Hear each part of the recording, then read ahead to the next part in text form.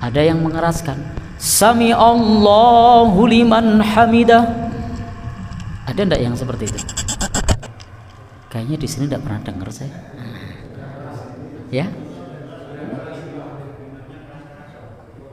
Imamnya keras-keras ini ya? Oh iya. Jadi enggak ada yang mengeraskan lagi ya. Baik. Pernah lihat yang begini di mana?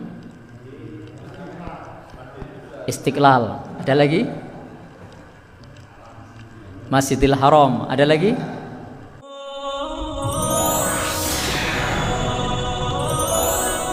Kita masih membahas bab yang terkait dengan tata cara ibadah sholat, ibadah yang praktis. Dan kemarin sudah kita baca tentang berdiri, kemudian sutroh dan larangan sholat menghadap ke arah kuburan. Kemudian ketika sholat kita dianjurkan untuk memulai dengan takbir. Innahu la tatimmu sholatun li ahadin minan nas hatta yatawadda. Sesungguhnya tidak sempurna sholat di antara sholat kita hatta yatawadda, sampai berwudu. Jadi sholat manusia tidak akan sempurna sampai berwudu. Fayada al wudu mawati'ahu, dan meletakkan air wudu di tempatnya, maksudnya melakukan wudu dengan benar. Summa yaqul Allahu Akbar, kemudian mengucapkan Allahu Akbar. Jadi diawali dengan takbir. Miftahus shalah at-tuhur, kunci salat itu adalah suci. Wa tahrimuhat takbir, dan yang mengharamkannya adalah takbir. Mengharamkan dari pekerjaan di luar salat itu adalah takbir. Wa tahliluhat taslim, dan yang menghalalkannya dari pekerjaan di luar salat adalah ucapan salam. Jadi yang mengharamkan dari pekerjaan lain di luar salat adalah takbir. Artinya memang salat itu diawali dengan takbir. Wa tahliluhat taslim, dan yang menghalalkan dari pekerjaan di luar salat adalah ucapan salam. Sehingga bisa dikatakan bahwa salat itu diawali dengan takbir, diakhiri dengan salam. Itu yang tampak. Kenapa niat tidak disebut? Karena niat tidak tampak. Niat ada di dalam dada dan tidak diucap usolli atau nawaitu. Maka yang tampak ketika orang sholat adalah Allahu Akbar, kemudian diakhiri dengan Assalamu alaikum warahmatullah, ada yang wabarakatuh. Beliau mengeraskan suaranya ketika takbir sehingga orang yang di belakang beliau mendengar takbir itu. Jadi ketika ngimami, takbirnya dikeraskan. Apabila beliau sallallahu alaihi wasallam sakit, maka Abu Bakar mengeraskan suaranya untuk menyampaikan suara Rasulullah agar didengar oleh makmum. Jadi kalau imam itu suaranya tidak keras, maka boleh makmum di belakangnya mengeraskan. Kalau di tempat kita istilahnya apa? Bilan. Ya, bisa jadi banyak orang menyebutnya Bilal di tempat kita. Jadi misalnya imam Allahu Akbar, tapi ini ibu-ibu belum dengar nih, maka yang di belakangnya mengeraskan Allahu Akbar. Nah, biar dengar belakang. Imamnya Sami Allahu liman hamidah, dengar enggak nih belakang. Nah, maka yang di belakangnya ada yang mengeraskan Sami Allahu liman hamidah. Ada enggak yang seperti itu? Kayaknya di sini enggak pernah dengar saya. Ya? Imamnya keras-keras ini ya? Oh iya. Jadi enggak ada yang mengeraskan lagi ya. Baik. Pernah lihat yang begini di mana? Istiqlal. Ada lagi? Masjidil Haram. Ada lagi? Ya, di tempat kita ada enggak? Jarang ya. Berarti imamnya keras semua ya. Iya. Jadi jangan sampai makmum itu injen-injen. Nah, iki wis bangun dari sujud atau belum? Urung balik meneh. Nah, ada yang begitu. Ya. Ini sangat mungkin loh ibu-ibu tidak dengar sehingga jenggelek duluan. Oh belum, balik lagi. Nah, maka di sini perlu ada orang yang seperti sahabat Abu Bakar yang mengeraskan suara imam supaya suara imam sampai terdengar oleh makmum. Kalau imamnya suaranya kurang keras. Karena begitulah dulu sahabat Abu Bakar mengeraskan suara Rasulullah ketika Rasulullah Shallallahu Alaihi Wasallam sedang sakit. Dan hadis ini sahih. Hadis ini sahih. Baik, dan beliau bersabda, "Idza qala al-imamu Allahu Akbar faqulu Allahu Akbar." Kalau imam mengucap Allahu Akbar, maka ikutilah dengan mengucap Allahu Akbar. Jadi makmum mengikuti. Yang kedua adalah mengangkat kedua tangan. Kana yarfa'uhuma mamdudatal asabi. Beliau mengangkat kedua tangannya dengan menegakkan jari-jarinya lurus ke atas. La yufarriju bainaha wa la yatummuha. Beliau tidak merenggangkannya dan tidak pula menggenggamnya. Jadi tangannya biasa, tidak menggenggam, tidak renggang, tapi biasa, tidak merenggangkan, tidak menggenggam, biasa. Apa biasa itu? Ya biasa nih. Nah, ya begitulah cara Rasul Shallallahu Alaihi Wasallam memposisikan tangannya ketika takbir. Dan beliau mengangkat kedua tangannya sejajar dengan bahu beliau, dan terkadang beliau mengangkatnya sejajar dengan daun telinga beliau. Ini pula yang direkomendasikan di putusan tarjih, itu sejajar dengan bahu atau sejajar dengan daun telinga. Nah, jadi bisa sejajar bahu, bisa sejajar dengan daun telinga. Nah, saya tidak tahu Bapak Ibu di sini biasa pakai sejajar daun telinga atau bahu atau ada dua-duanya. Ada dua-duanya. Baik, itu boleh diamalkan.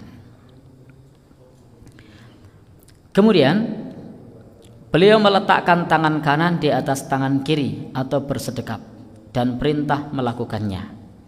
Rasulullah Shallallahu Alaihi Wasallam meletakkan tangan kanan di atas tangan kirinya atau bersedekap. Inna ma'syaral anbiya umirna bitakjilin fitrina wa ta'khiri sahurina wa an nad'a aymanana ala syama'ilina fis shalah.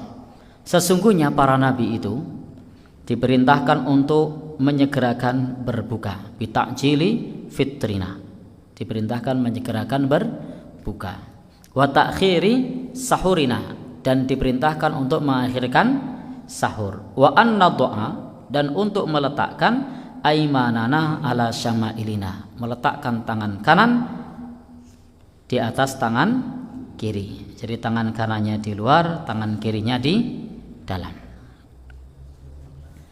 Baik, ini diantara dalil yang sahih yang sampai kepada kita. Hadis ini diriwayatkan oleh Imam Ibnu Hibban dan diriwayatkan pula hadis-hadis yang lain yang diriwayatkan oleh Imam Muslim, Imam Abu Dawud. Dan beliau suatu saat pernah melewati seorang laki-laki yang sedang sholat, dan orang itu meletakkan tangan kirinya di atas tangan kanannya. Posisinya kebalik. Harusnya kan tangan kanan yang di luar, tapi orang ini malah tangan kiri yang di luar. Kemudian beliau melepaskan kedua tangan orang itu dan meletakkan tangan kanannya di atas tangan kiri. Jadi ini menunjukkan bolehnya mengoreksi orang yang sholatnya salah dengan cara dipegang lalu diluruskan. Ada orang sholatnya kok begini, nah, lalu jenengan datangi, ini diambil, letakkan di sini, itu boleh. Dengan catatan tidak sampai membuat pertikaian. Nek wonge ngayal mah gelut ya aja. Nah, karena bisa jadi karena orangnya diingatkan begitu malah ora terima. Ya. Artinya yo kita harus lihat sikon. Kalau memang kita lihat tadi keliru, ya bisa posisinya dibenarkan. Sebagaimana Nabi juga membenarkan posisi orang tadi. Karena mestinya yang kanan itu yang di atas atau di luar, kemudian yang kiri yang di dalam. Tapi orang tadi yang kiri yang di luar, maka oleh Nabi diubah posisinya supaya posisinya benar. Baik, pernah menjumpai yang keliru begitu? Oh, enggak ada. Anak-anak kecil, nah itu boleh didatangi, dibenerin. Nah, didatangi, dibenerin. Baik, itulah yang dilakukan oleh Rasulullah Sallallahu Alaihi Wasallam. Kana yada'ul yumna ala dhahri kaffihil yusra. Dulu Rasul Sallallahu Alaihi Wasallam meletakkan tangannya di atas punggung telapak tangan kiri. Di punggungnya. Nah, jadi ada beberapa cara. Yang pertama di atas punggung telapak tangan. Nah, ini namanya punggung telapak tangan. Kemudian pula ada riwayat yang lain yang ahyanan kadang-kadang yakbitu bil yumna al yusra. Kadang-kadang beliau menggenggam lengan kiri dengan lengan kanan. Ini lengannya digenggam. Nah, jadi kadang-kadang beliau menggenggam. Jenengan yang mana? Ini atau ini? Nah, baik. Itu diantara variasi yang dicontohkan oleh Rasulullah Sallallahu Alaihi Wasallam. Dan kadang-kadang beliau meletakkan pada pergelangan tangan kiri. Nah, jadi kadang beliau di pergelangan tangan kiri. Nah, kadang-kadang di telapaknya, di punggungnya ini. Nah, kadang-kadang di pergelangan, kadang-kadang di lengan. Jadi ada riwayatnya semua. Nah, jenengan biasanya yang mana? Ya, yang punggung apa pergelangan apa lengan? Pergelangan. Oh ya, baik. Semua sahih ya. Semua sahih, bisa dipraktekkan. Baik. Dan beliau meletakkan kedua tangannya di dada. Jadi beliau meletakkan itu di dada, artinya diletakkan di dada. Itu beliau Sallallahu Alaihi Wasallam melakukan seperti itu. Beliau juga melarang bertolak pinggang. Jadi ora oleh medenteng. Nah, enggak boleh. Apa bertolak pinggang itu medenteng toh? Nah, enggak boleh. Kemudian juga beliau menyebutkan bahwa posisi bertolak pinggang itu adalah posisi seperti orang disalib, sehingga dilarang. Jadi kalau begini kan kayak orang disalib. Maka kalau sholat tidak boleh begini. Baik. Mungkin boyoke lagi loro gitu. Baik. Jadi andaikan boyoke loro gitu, jangan sampai seperti ini. Baik. Bapak dan saudara yang berbahagia yang dirahmati oleh Allah Subhanahu wa taala, dan beliau mengajarkan kepada kita apabila salat beliau menundukkan kepalanya dan memandang ke tempat sujud. Jadi beliau memerintahkan, mencontohkan untuk menundukkan kepalanya dan memandang ke tempat sujud. Jadi kita bisa mencontoh beliau, mata tidak memandang kemana-mana, tapi mencukupkan ke tempat sujud. Apa kalau bahasa lain yang tengok-tengok gitu? Kalau posisi lurus gimana? Jadi kalau merunduk katakanlah 5 menit itu kadang itu ya enggak kuat kalau terus. Kalau ini kan ya terus sejajar gitu. Baik, intinya sunnahnya itu ke tempat sujud. Kalau kemudian tidak ke tempat sujud, ya artinya meninggalkan salah satu sunnah. Sholatnya tetap sah, tapi ada sunnah yang ditinggal. Merem misalnya, nah, sunnahnya kan melihat ke tempat sujud, sehingga kalau merem berarti meninggalkan salah satu sunnah. Apalagi? Kenapa? Setengah merem, oh ya, berarti meninggalkan setengah sunnah itu ya. Baik. Lagi krungu iki aku ono setengah merem. Baik. Malah gergeran ya. Setengah merem. Baik, intinya sunnah Nabi itu memandang ke tempat sujud. Andai tidak memandang ke tempat sujud, sholahnya tetap sah. Bahkan nanti di dalam bab makruh-makruhnya sholat, noleh pun sholatnya masih sah, tapi makruh. Mak geluduk noleh. Oh, itu anakku. Neng ora muni ngono kuwi lho, nek muni itu anakku ngono ya. Batal nek muni itu anakku, tapi mak geluduk noleh. Nah, makruh. Makruh. Tapi sholatnya sah apa tidak? Sah. Pernah enggak kurung mak geluduk noleh? Ngelirik. Ya, noleh itu bisa dengan mata, bisa dengan kepala. Maka di dalam bab menoleh di dalam sholat itu para ulama menulis al-iltifat bil basar au birroksi, menoleh dengan mata atau dengan kepala. Menoleh dengan mata itu ngelirik, menoleh dengan kepala itu berarti nengok. Baik, itu sama-sama makruh. Ngelirik makruh, noleh ya makruh. Seorang makruh mak geluduk nu nengke wae. Baik.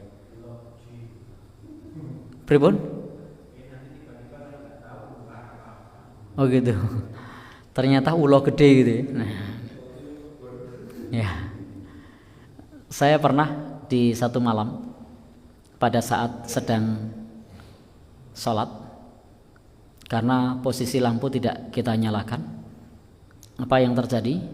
Sebelum sholat saya memang sudah melihat seperti ada tali rafia. Karena saya silinder ya, tidak terlalu mat, tidak terlalu kelihatan. Saya tetap sholat. Pas sujud, lah kok kenyuk-kenyuk. Nah, refleks saya nyalakan lampu karena saklar ada di samping saya. Saya nyalakan, tek, ular. Ya, dalam hadis Nabi membunuh ular pada saat sholat itu dianjurkan. Dan sholatnya tidak batal kalau tidak ngomong yang lain. Tapi waktu itu saya refleks bilang ular. Ya, harusnya kalau sesuai sunnah kan ambil tongkat pukul kan. Ternyata saya langsung bilang ular. Pikiran saya waktu itu kalau saya ngambil tongkat, nek kebacut ndelik nang kamar atau di mana kan tidak tahu. Malah berbahaya. Sehingga saya bilang ular. Seisi rumah bangun semua. Tadi kabeh tangi. Yang tadinya sebenarnya masih tidur, tapi ketika bilang ular tangi kabeh. Baik.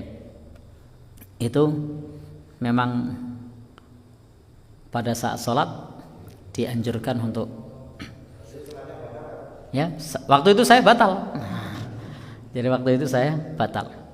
Andai misalnya langsung ngambil tongkat lalu dibunuh, dilanjutkan sholatnya sah. Tapi saat itu saya terlanjur ngomong ular. Dan ternyata prakteknya tidak bisa kalau tidak bilang ular itu. Karena saya mengalami sendiri, ternyata sunnah Nabi ini tidak mudah dijalankan. Begitu betul ketemu ular pas sholat, bilang ular. Baik, padahal kata Nabi, uqtulul aswadain fis sholat. Bunuhlah dua makhluk hitam pada saat sholat. Apa itu? Kalajengking dan ular. Jadi pada saat sholat membunuh kalajengking atau membunuh ular itu sholatnya tidak batal. Kalau yang pernah saya membunuh tawon, itu pernah, bukan tawon lebah ya, itu pernah. Caranya gimana? Ya karena di dekat kaki bahaya nek ngentup gitu ya, apalagi tidak terbang. Saya ambil kopiahnya, tempel, krek, mati ternyata. Ya. Tapi tidak bilang tawon gitu ya. Baik. Jadi sholatnya bisa dilanjutkan. Baik. Kalajengking juga pernah. Kalau kalajengking cukup saya juga biasanya pakai ini kopiah. Tapi kalau kali itu ular, saya pikir-pikir kopiah tidak mempan itu. Baik, harus pakai tongkat. dan juga tidak tahu di mana ada tongkat. Orang siap-siap tuh mau arep salat nyiapi tongkat sih. Baik. Kita lanjutkan nggih. Ada yang pernah seperti itu? Oh, belum ya. Saya juga cuma sekali itu dan tidak ingin lagi. Tidak ingin lagi. Baik. Beliau bersabda, la yambaghi ayyakuna fil bait syai'un yushghilul musalli. Tidak boleh ada sesuatu pun di dalam Ka'bah yang mengganggu orang yang salat. Nabi bersabda seperti itu. Beliau melarang mengangkat pandangan ke langit dalam salat. Nabi mengatakan, la yantahiyanna aqwamun yarfa'una absarahum ila sama' fis shalah. Hendaknya orang-orang itu benar-benar berhenti memandang ke langit ketika salat. Aula tarji'u ilaihim, atau pandangan mereka tidak akan kembali lagi. La tahtafanna absarahum, atau benar-benar mereka pandangannya akan disambar. Jadi intinya Nabi melarang salat menengok ke atas. Meskipun itu juga salatnya tidak batal. Para ulama memasukkan ini dalam kategori makruhnya salat.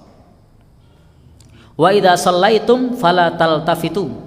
Apabila kalian sedang salat, janganlah kalian menoleh. Jadi pada saat salat tidak boleh menoleh. Tapi ingat tadi, meskipun menoleh tidak berarti salatnya batal. Kecuali kalau sampai muter, itu baru batal. Tapi kalau tengok kanan, tengok kiri tidak batal. Fa innallaha yansibu wajhahu liwajhi 'abdihi fi sholatihi ma lam yaltafit. Karena sesungguhnya Allah senantiasa menghadapkan wajahnya kepada wajah hambanya ketika salat selama ia tidak menoleh. Jadi selama kita tidak menoleh, maka Allah menghadapkan wajahnya kepada wajah hambanya selama orang yang salat tersebut tidak menoleh. Kemudian beliau juga pernah bersabda, ikhtilasun yahtalisuhu syaitan min salatil abdi. Itu adalah rampasan atau curian yang dicuri oleh syaitan dari salat seorang hamba. Jadi salat kita sedang dicuri setan kalau kita salat kok noleh. Jadi salat kita sedang dicuri setan. Kapan? Saat kita noleh. Maka usahakan pada saat salat ora kekut, ora katut, ora kepencut. Ada suara apapun, ada situasi bagaimanapun, ora kekut, ora katut, ora kepencut. Ini tidak semudah teorinya. Ya. Baik. La yazalullah muqbilan alal abdi fi salatihi ma lam yaltafit fa idza sarrafa wajhahu in sarafa anhu.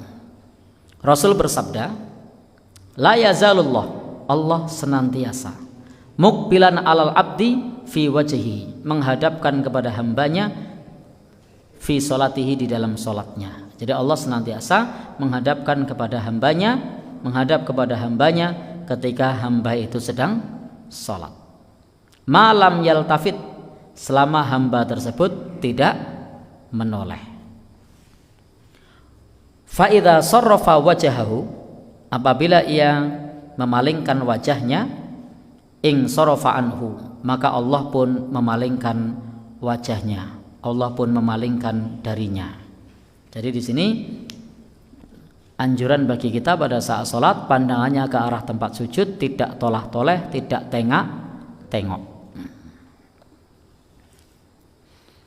Baik, Bapak dan Saudara yang berbahagia yang dirahmati oleh Allah Subhanahu wa taala, itulah di antara yang diajarkan oleh Nabi kita di dalam sholat. Maka ketika kita sholat itu bisa kita lakukan dengan benar, maka sholat itu ada banyak faidah. Di antara faidahnya apa? Ma min imri'im tahduruhu sholatun maktubatun.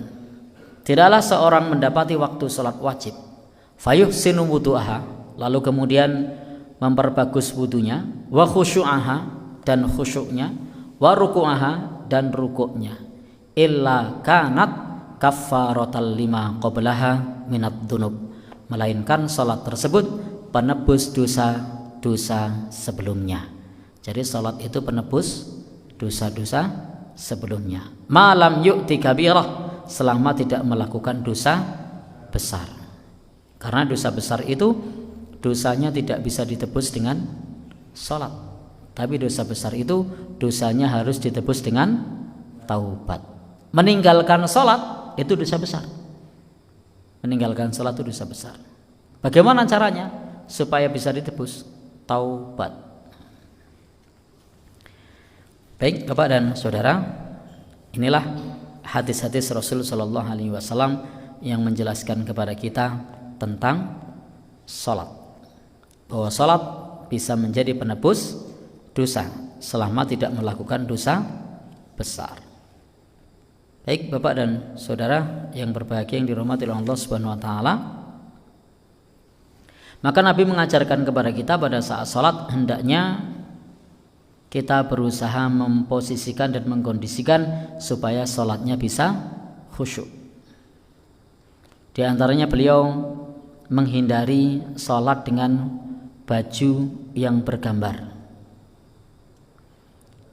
Di antaranya suatu saat Rasul sallallahu alaihi wasallam pernah salat dengan baju wol yang bergambar. Lalu beliau melihat gambar pada baju itu sepintas. Setelah selesai salat, beliau bersabda. Apa sabdanya? Bawalah pergi baju wolku ini kepada Abu Jahm dan bawalah kepadaku atau tukarkanlah dengan baju tebal yang tidak ada gambarnya. Nah, jadi Nabi saja ketika ada baju ada gambarnya itu melihat sepintas terganggu dan beliau memilih untuk menukarkan bajunya, ditukarkan dengan yang tidak ada gambarnya. Itu yang dilakukan oleh Nabi. Apa kata Nabi? Sungguh baju ini tadi telah menyibukkanku dari salatku, dan dalam riwayat yang lain bahwa sungguh aku telah melihat gambarnya di tengah salat dan hampir saja gambar itu membuatku tergoda. Itu yang dinyatakan oleh Nabi sallallahu alaihi wasallam. Kemudian selain hadis yang diriwayatkan Imam Bukhari dan Imam Muslim ini, ada hadis lain yang di situ disebutkan suatu saat Aisyah pernah menyimpan pakaian bergambar yang terhulur sampai ke tempat penyimpanan atau ke tempat lemari yang menempel pada tanah. Dan saat itu Nabi sallallahu alaihi wasallam salat menghadap kain tersebut, kemudian beliau bersabda. Apa sabdanya? Supaya kain tersebut dipindahkan dari hadapan beliau karena gambarnya selalu dilihat oleh beliau dan mengganggu ketika beliau sedang salat. Sehingga memang kalau masjid itu ya bagusnya seperti Masjid Adz-Dzakirin ini, tidak banyak ornamennya. Karena masjid yang banyak ornamennya itu bisa mengganggu yang sedang sholat.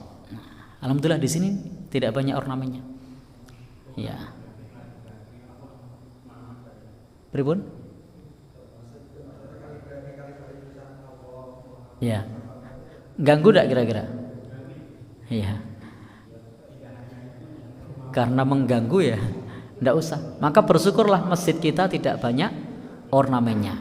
Dan masjid yang banyak ornamennya itu termasuk ciri-ciri dekatnya hari kiamat. Itu masjidnya banyak ornamennya. Maka kalau melihat masjid ini nampaknya ya. Iya. Nampaknya masjid ini berusaha untuk tidak menggunakan ornamen. Dan kalau hadis tadi disebutkan di antara dekatnya hari kiamat itu masjid itu banyak ornamennya. Ya sekarang kalau kita hitung antara yang model begini sama yang banyak ornamennya, banyak mana? Oh gitu. Berarti yang masjid seperti ini langka ya. Baik.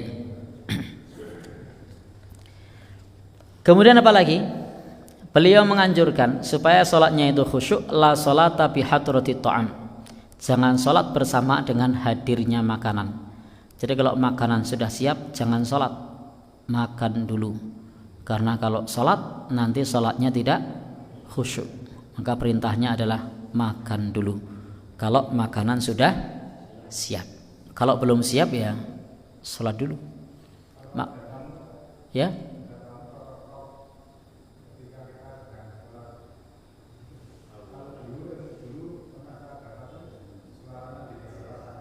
Baik.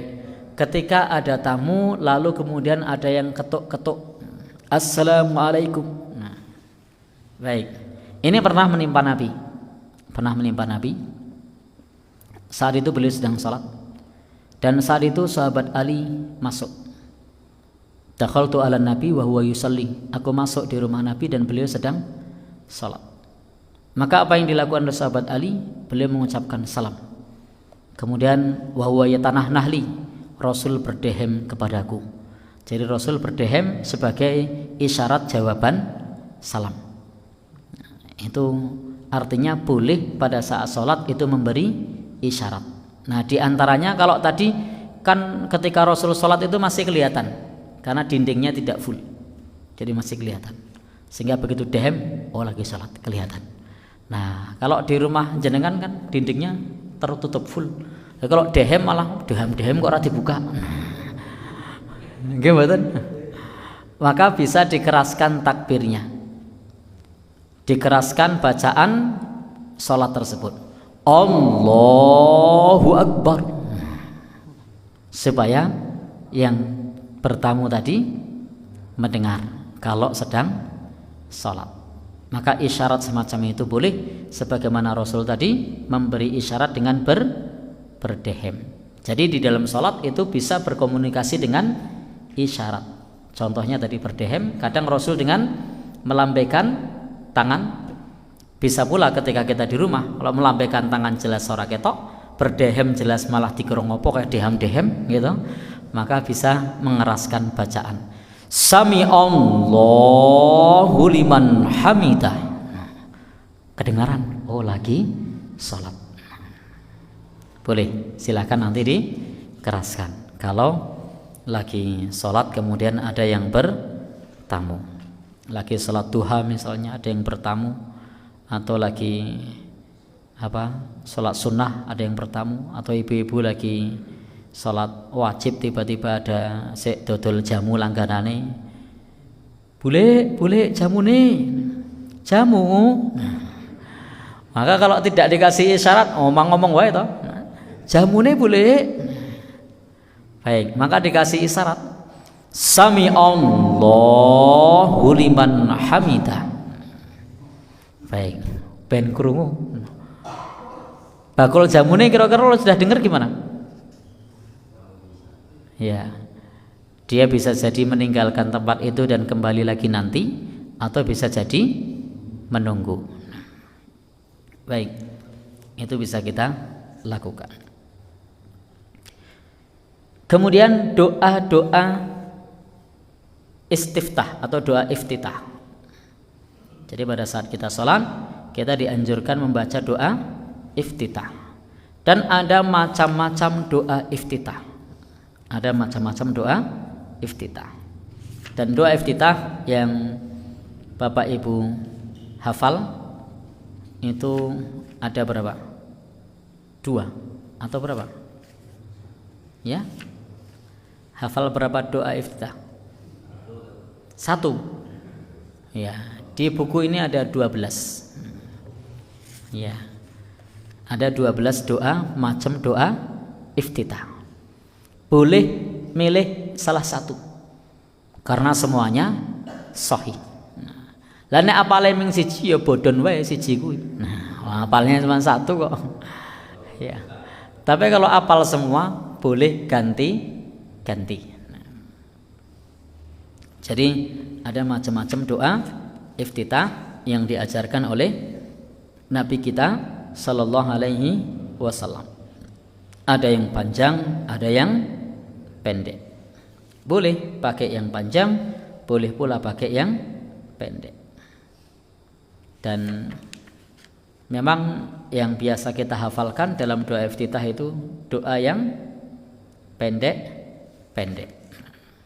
Doa yang pendek-pendek. Monggo saja, itu boleh. Tidak mengapa pada saat doa iftitah menggunakan bacaan yang panjang maupun yang pendek. Baik, karena yang masyhur di sini ada dua atau tiga yang masyhur, yang terkenal. Oh, tiga, yang terkenal tiga. Kalau di lingkungan warga Muhammadiyah itu yang terkenal ada tiga. Satu, Allahumma ba'id. Dua, inni wajjahtu atau wajjahtu wajhiya lilladzi. Yang ketiga, subhanadzil malakut wal jabarut wal kibriya wal azamah. Biasanya diamalkan kalau bulan Ramadan. Itu salah satu variasi doa iftitah.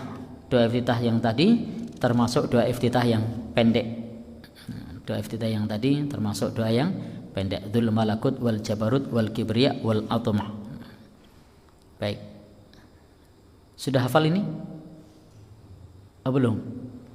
Baik. Biasanya dibaca dalam sholat 2 rakaat ringan.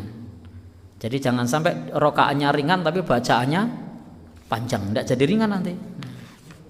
Kok tadi lama kenapa? Baca doa iftitah, malah suwe. Jadi tidak perlu baca yang panjang kalau sholat ringan. Baca yang pendek saja. Seperti yang tadi yang biasa dihafalkan saat bulan Ramadan, biasanya untuk sholat iftitah atau sholat 2 rakaat ringan pada saat mengawali qiyamul lail. Maka itu cukup dibaca yang pendek-pendek semacam itu. Dan yang pendek banyak, tidak hanya itu. Jadi ada banyak macam doa iftitah yang pendek. Boleh baca yang panjang maupun boleh baca yang pendek. Kalau yang tadi termasuk varian yang pendek yang sudah banyak dihafal. Monggo untuk doa iftitah selama hadisnya sahih, ma warada fi sahih, selama terdapat dalam sahih, doa iftitah itu bisa diamalkan. Dan doa iftitah itu tidak wajib. Artinya ketika kita sholat tidak membaca doa iftitah, sholatnya tetap sah. Bapak-bapak dan saudara di sini doa iftitahnya pakai yang mana? Oh ya, Allahumma ba'id. Baik, sama dengan saya berarti. Saya juga pakai Allahumma ba'id. Ya Allah, jauhkanlah. Jauhkan dari mana? Dijauhkan dari dosa. Kama ba'atta bainal masyriq wal maghrib. Dijauhkan dari dosa-dosa sebagaimana jauhnya antara timur dan barat. Kemudian minta supaya dicuci dosa-dosanya. Allahumma naqqini, ya Allah cucilah aku dari dosa-dosa, min khotoyaya. Ada yang 2, ada yang 1. Ada beberapa variasi doa di sini. Kama yunaqqas saubul abyadu minat tanas, sebagaimana bersihnya kain putih yang bersih dari kotoran. Ini diantara variasi doa iftitah. Dan doa iftitah ini tidak wajib dibaca pada rakaat pertama, rakaat pembuka. Baik, berikutnya adalah surat Al-Fatihah. Sunnah membaca ta'awudz.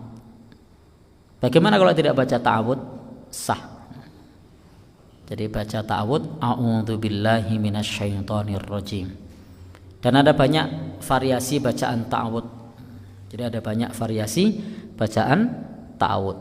Ada yang a'udzubillahi minasyaitonir rajim, ada yang a'udzubillahi samil alimi minasyaitonir rajim, ada yang a'udzubillahi minasyaitonir rajim min hamzihi wa nafthihi wa nafsihi, ada yang a'udzubillahi samil alimi minasyaitonir rajim min hamzihi wa nafthihi wa nafsihi. Nah, Bapak dan saudara pakai yang mana? Oh, yang standar. Iya. Baik. Pripun? Oh, yang standar-standar aja ya. Nah, baik. Itu bacaan ta'awudz. Ini statusnya sunnah. Karena memang kalau kita membaca Al-Qur'an dianjurkan terlebih dahulu membaca ta'awudz. Nah, Maka perintahnya fa idza qara'tal Qur'an fasta'id billah minasyaitonir rajim. Kalau kamu membaca Al-Qur'an, maka berlindunglah kepada Allah dari setan yang terkutuk. Lalu baca bismillah. Nah, untuk bacaan bismillah itu kalau di dalam pandangan ulama mazhab yang 4 itu beragam. Terutama ketika ngimami itu nampak. Kalau ulama mazhab Syafi'i membaca bismillah itu hukumnya wajib. Kalau sir dibaca sir, kalau jahar dibaca jahar. Jadi wajib dibaca. Kalau pas bacaan lirih dibaca lirih, kalau pas bacaan keras dibaca keras. Contoh, kalau zuhur asar berarti lirih. Kalau maghrib isya keras. Jadi bismillahnya tetap dibaca. Sementara kalau ulama mazhab Maliki tidak perlu membaca bismillah. Jadi tidak perlu baca bismillah untuk mazhab Maliki. Kecuali kalau sholat sunnah. Kemudian pendapat yang ketiga, pandangan ulama mazhab Hambali dan juga Hanafi itu dibaca sir, dibaca apa? Lirih. Jadi bismillahnya dibaca lirih. Maka pada saat sholat jahar, bismillah tetap dibaca, tapi membacanya tidak keras, dibaca lirih saja. Jadi bukan tidak membaca bismillah, tapi bacaannya lirih. Saya tidak tahu di masjid ini pakai mazhab yang mana.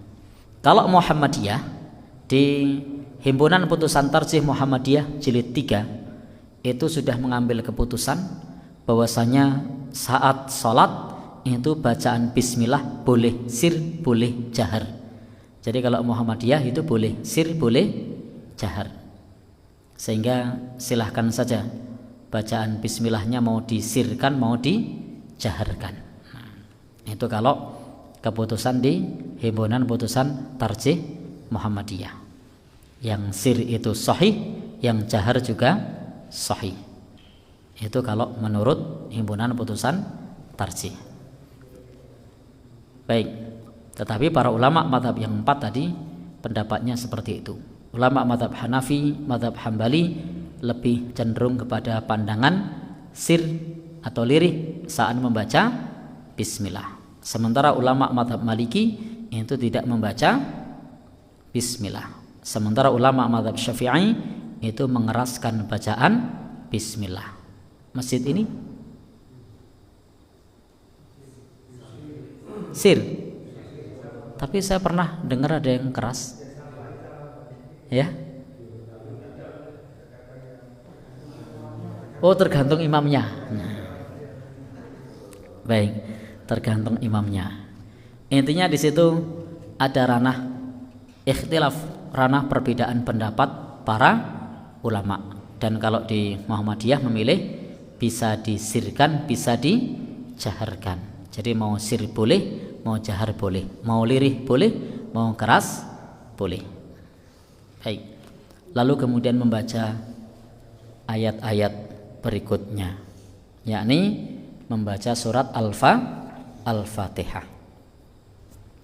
Dan Al-Fatihah itu sebagai rukun sholat. Jadi Al-Fatihah itu sebagai rukun sholat. La sholata liman lam yaqra bi Fatihatil kitab.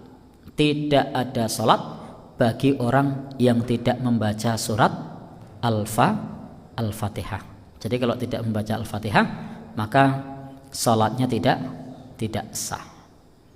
Dalam hadis lain, Rasul Shallallahu Alaihi Wasallam bersabda, la tujzi'u sholatun, sholat itu tidak dibalas, tidak diberi balasan. Yang la yaqra'ur rajulu fiha, ketika orang tersebut tidak membaca bi Fatihatil kitab, tidak membaca surat Al-Fatihah. Jadi sholatnya tidak sah kalau pada saat sholat tidak membaca Al-Fatihah.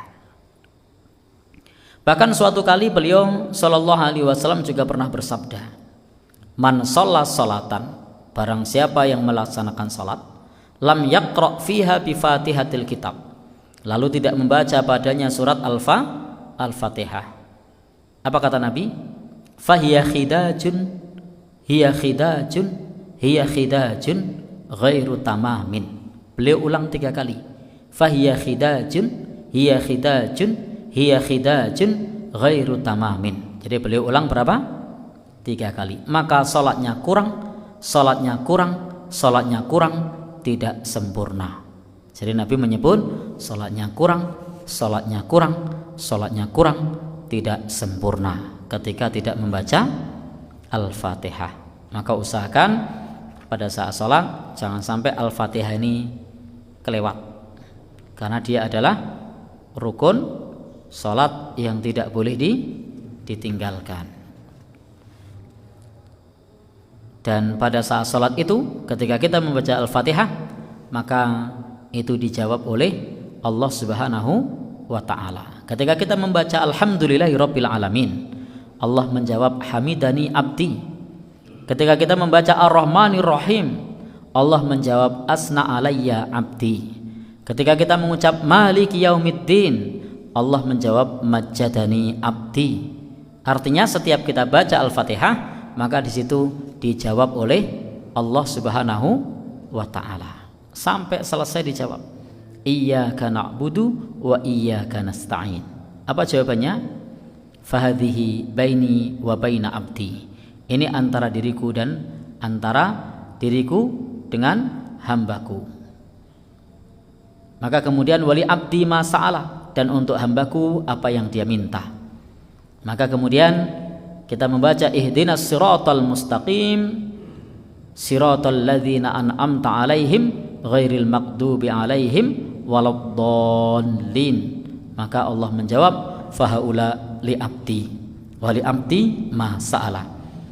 Maka semua untuk hambaku, dan untuk hambaku apa yang dia minta.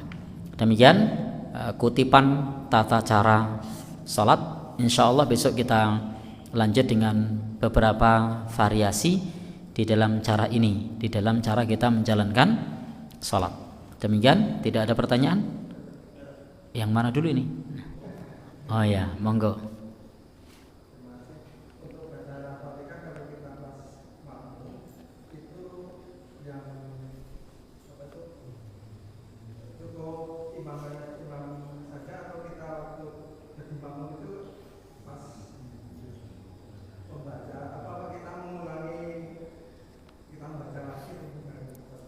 Baik.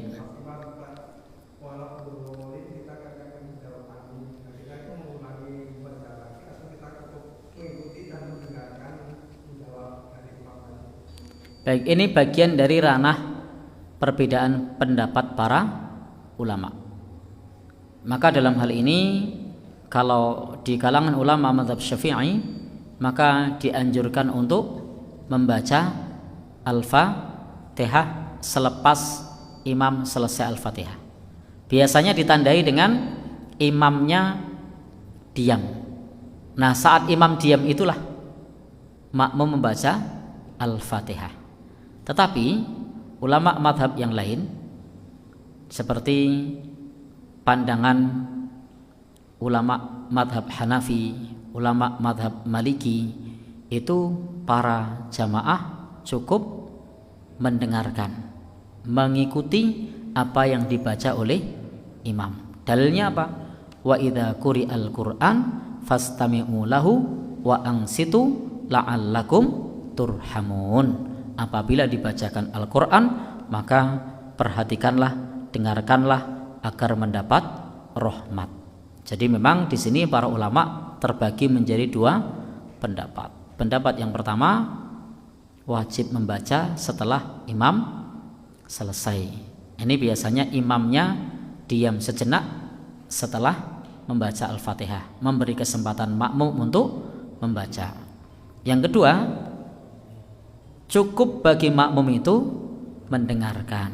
Seperti ulama mazhab Maliki mengajarkan cukup mendengarkan. Sehingga di dalam masalah ini bagi makmum tidak perlu membaca, tapi cukup mendengarkan.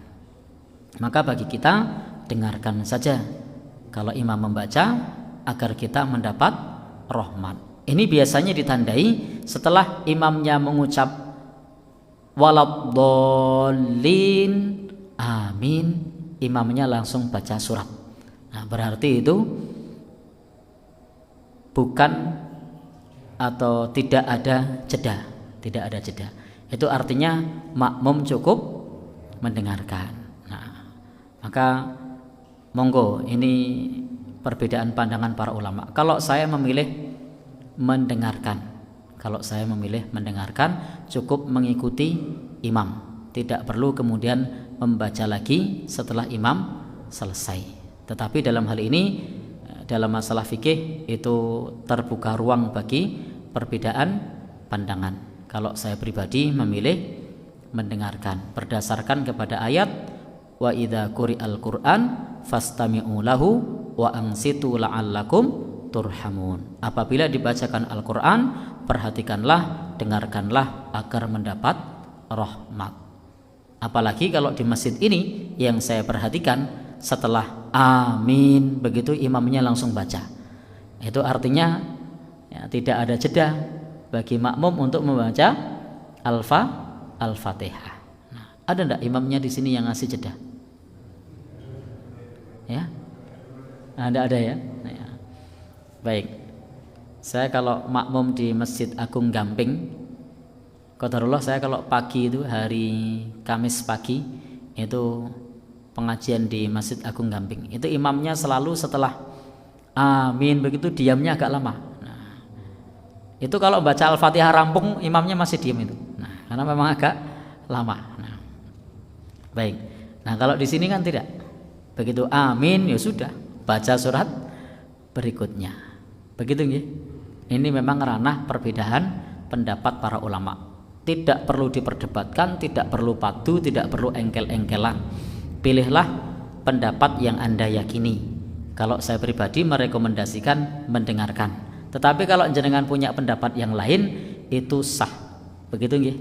Wallahu a'lam bishawab. Cukup? Oh nggih, tadi yang belum nggih. Monggo. Hampir kelewat, Pak.